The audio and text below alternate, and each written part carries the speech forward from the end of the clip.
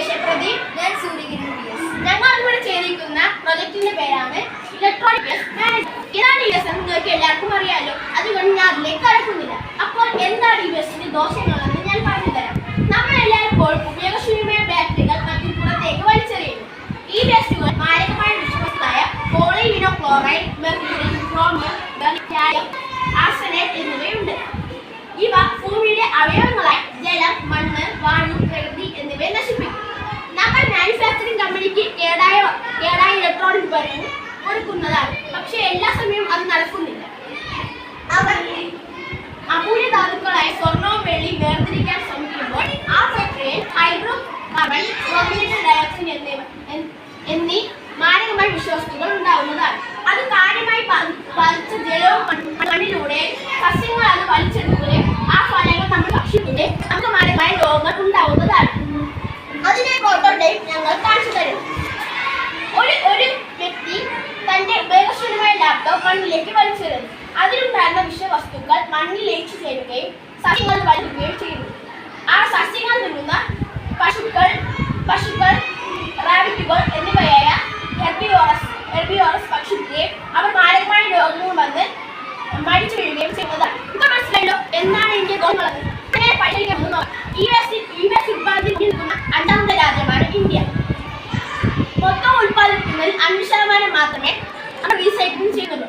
അതുകൊണ്ട് ശക്തമായ നടപടികൾ നമ്മൾ സ്വീകരിക്കേണ്ടതാണ്. 2016 നമ്മൾ നിയമങ്ങൾ സ്വീകരിച്ചിട്ടുണ്ടായിരുന്നു, പക്ഷേ ശക്തിയായി നടന്നില്ലേ. അപ്പോൾ നമുക്ക് എന്തൊക്കെ കാര്യങ്ങൾ ചെയ്യാമെന്ന് നോക്കാം. ശക്തമായ നടപടികൾ സ്വീകരിക്കാം.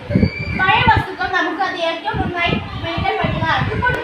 ഈ വേസ്റ്റ് ബോധവൽക്കരണ ക്ലാസുകൾ സംഘടിപ്പിക്കും. പഴയ ഇലക്ട്രോണിക് ഉപകരണങ്ങളുടെ ഭാഗം ഉപയോഗിച്ച് അലങ്കാര വസ്തുക്കൾ ഉപയോഗിക്കാം. അപ്പോൾ നിങ്ങൾക്ക് ഞാൻ പറഞ്ഞത് എന്തൊക്കെ ചെയ്യാമെന്ന് മാത്രമാണ്. അപ്പോൾ ഈ വേസ്റ്റിന്റെ ഉപയോഗിച്ച് ഉണ്ടാക്കാൻ സാധിക്കുന്ന വസ്തുക്കളെ കുറിച്ച് പറയാൻ വേണ്ടി സൂര്യന്റെ കൈമാറാം.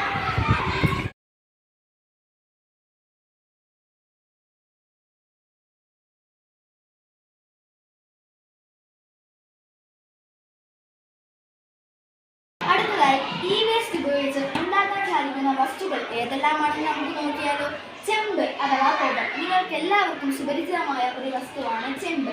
ചെമ്പ് ഉപയോഗിച്ച് പുതിയ വയറുകളും കണ്ടക്ടേഴ്സുകളും ഉണ്ടാക്കാൻ സാധിക്കും. ഈ ഗ്ലാസ് ഉപയോഗിച്ചാണെങ്കിൽ മോട്ടർ സ്ക്രീൻ, ഫോൺ സ്ക്രീൻ തുടങ്ങിയവ ഉണ്ടാക്കാനും സാധിക്കും. ഇരുമ്പ്, സ്റ്റീൽ ഉപയോഗിച്ച് മദർ ബോർഡ് ലേഔട്ട്, SMPS അഥവാ switch board power supply, monitor frame എന്നിവ ഉണ്ടാക്കാം. പ്ലാസ്റ്റിക് ഉപയോഗിച്ചാണ് കീബോർഡിൻ്റെയും മൗസിൻ്റെയും ലേഔട്ട് ഉണ്ടാക്കാൻ സാധിക്കും. ഇനി സ്വർണവും വെള്ളിയും ഉപയോഗിച്ചാണെങ്കിൽ ആഭരണങ്ങളും മറ്റ് ഇലക്ട്രോണിക് ഉപകരണങ്ങളും ഉണ്ടാക്കാം.